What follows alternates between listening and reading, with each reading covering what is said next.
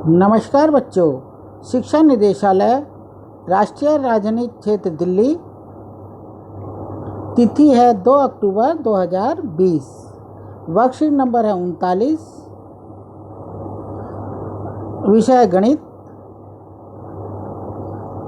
और कक्षा है 9th। और इसका जो शीर्षक है पृष्ठीय क्षेत्रफल एवं आयतन।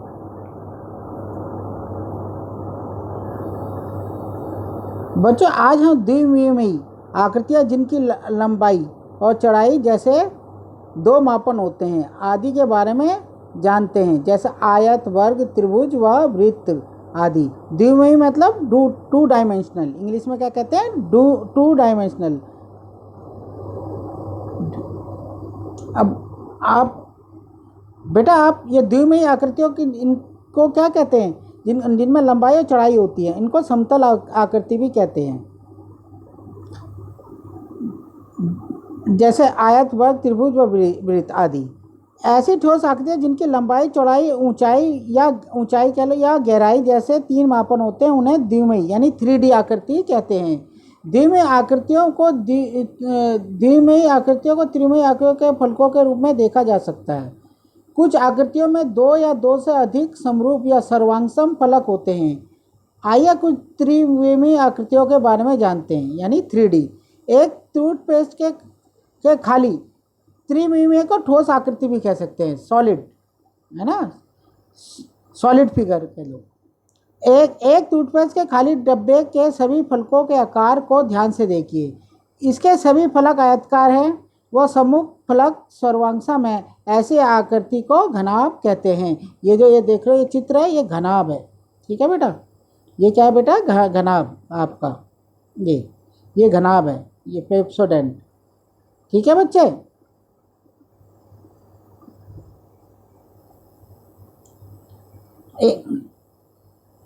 एक टूथपेस्ट के खाली डब्बे के सभी फलकों आकार को ध्यान से देखिए। इसके सभी फलक आयताकार व सम्मुख फलक सर्वांगसम है। ऐसी आकृतियों को घनाभ कहते हैं। देखो, इसके जो फलक है आमने सामने को एक दूसरे के ऊपर आ जाते हैं, तो सर्वांगसम है। सर्वांगसम क्या होते हैं? आकृति जो एक के ऊपर एक पूरी तरह से ढक ले। तो इसमें आमने सामने वाले जो वो है फलक है, वो एक दूसरे के क्या है? सर्वांगसम है। यदि इसी डब्बे के सभी फलक वर्गाकार और सर्वांगसम हो तो ऐसी आकृति को घन कहते हैं। अब आप ये देख लिए, ये क्या घन है? इसमें क्या है बेटा? घन में क्या होता है कि सारी क्या जो वो लंबाई, चौड़ाई और ऊंचाई सारे बराबर होते हैं। पाउडर के डब्बे को ध्यान से देखिए। इसका एक वक्र पृष्ठ है और 2 वृत्ताकार फलक हैं जो कि सर्वांगसम हैं। ऐसी आकृति को बेलन कहते हैं। तो बेटा ये क्या है तुम्हारा? बेलन। ये डब्बा क्या है? ये बेलन है। कुछ ठोस आकृतियाँ ऐसी हैं जिसमें कोई फलक सर्वांगसम नहीं होते हैं। आइए कुछ आकृतियों के बारे में जानते हैं।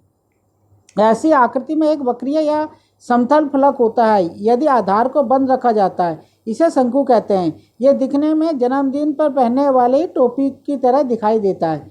जैसे होता है बेटा जोकर की टोपी, है ना, और सॉफ्टी जो खाते हैं वो भी उसी तरह की होती है, एक तरफ से शंकु की तरह। ये देखो, ये है शंकु हमारा। ठीक है बच्चों।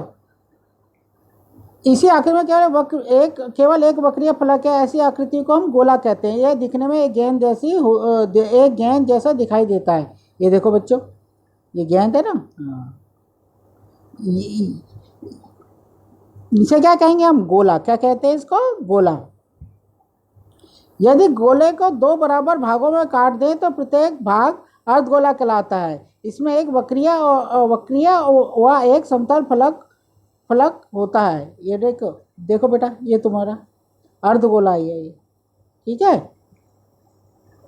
किसी ठोस का पृष्ठीय क्षेत्रफल उसके सभी फलकों के क्षेत्रफल का योग होता है। किसी ठोस का पृष्ठीय क्षेत्रफल दिखाने के लिए हम वर्ग का इकाइयों का उपयोग करते हैं। किसी त्रिविमीय वस्तु द्वारा घिरी हुई उसकी जगह आयतन कहलाती है। किसी ठोस का आयतन दर्शाने के लिए हम घन इकाई का उपयोग करते हैं। इस प्रकार हम कह सकते हैं किसी ठोस का आयतन मापने के लिए हम उस स्थिति में घन इकाइयों को गिनते हैं। ठीक है बेटा। कोई वस्तु या ठोस जितनी जगह घेरती है वो उसका आयतन कहलाती है। और इसके बाद बेटा मैं पहले ही बता चुका हूँ, आपने पहले ये जितना भी वर्कशीट में लिखा है ये सब लिखना है।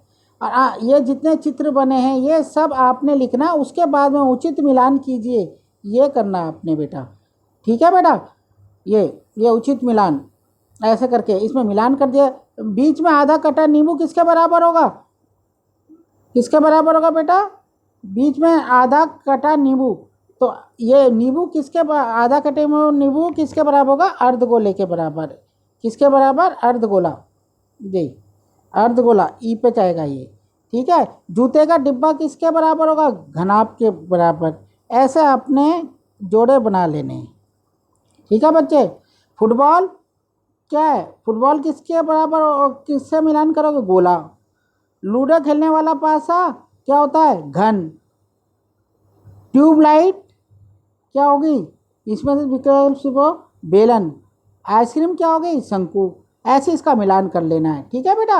बेटा बड़े साफ साफ राइटिंग में आपने लिखना है इसको, और सारे चित्र वगैरह बहुत अच्छे अच्छे ढंग से बनाने हैं।